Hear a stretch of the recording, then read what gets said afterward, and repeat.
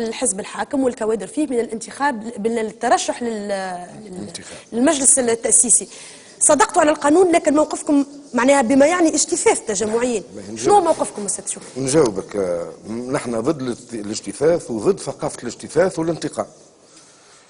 اللي طلبنا به ومارسناه أنه محاسبة كل من تورط في الاستيلاء على المال العام، في التعذيب، في القتل. ما عندناش حاجة أخرى طلبنا بها فيما يتعلق بالفصل 15 ومشي بدعة تونسية. اللي تم هو التالي، هو استبعاد من الترشح، من الحق في الترشح للمسؤولية التجمع. مسؤولية التجمع اللي يتحملوا مسؤولية فيه، مش المنخرطين، مش 1.5 مليون الزملاء كما يهموا فينا. لا، مش صحيح.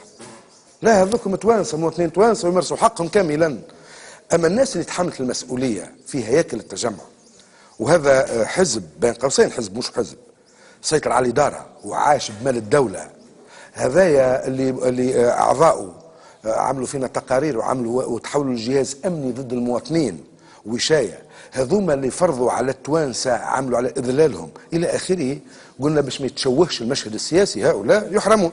ومش إجراء تونسي. هاتوا نذكرك ايش صار في فرنسا مع عريقة في الديمقراطية والجماعة هذوكم النهار الكل يسبحوا بحمدها.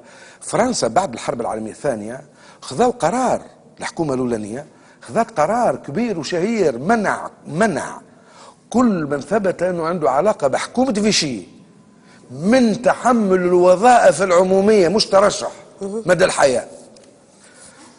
ألمانيا النازية بعد سقوط النازية نفس الشيء، ألمانيا الجديدة كذلك، الجزائر بعد الثورة كذلك، مصر هي ما عندها أيامات. أغلب الثورات تتخذ هذا القرار. ليش؟ لأنه ناس اللي كانت التجمع هذا اللي كان أداة الديكتاتورية، مش معقول هو نعملوا بهم بعد الحريات والديمقراطية. إضافة لهذا الكل، ما هذوكم اللي شبعونا كلام على القانون.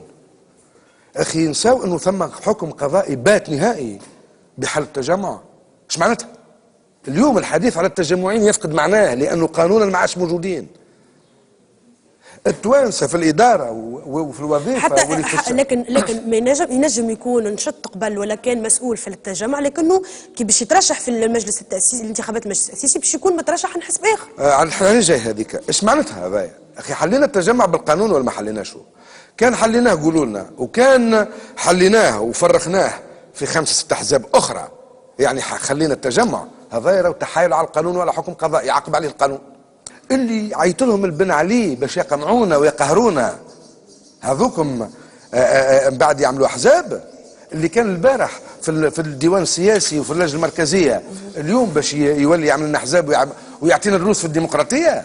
اللي زور الانتخابات في 94 وفي 99 وفي 2004 وفي 2009 هذاك باش يعمل الديمقراطيه.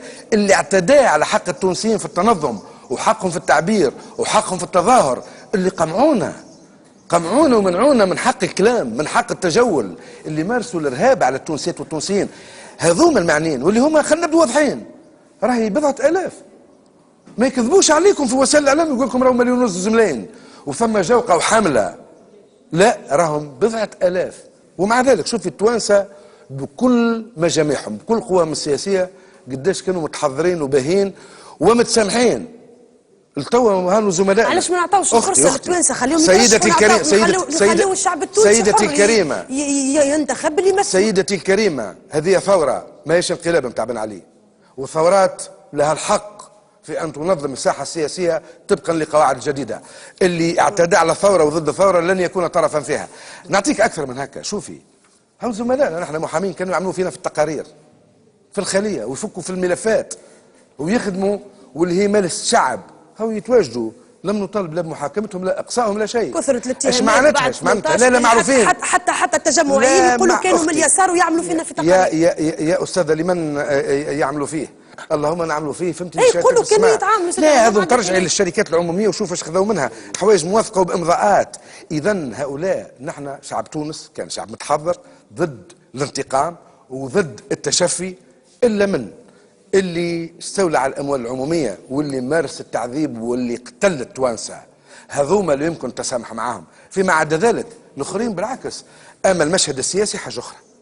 هذا حزب بحكم القانون انحل، عندنا حكم قضائي، تحبوا تحترموا الحكم القضائي ولا؟ خلينا نمشي نشوف موقف الاستاذ حما من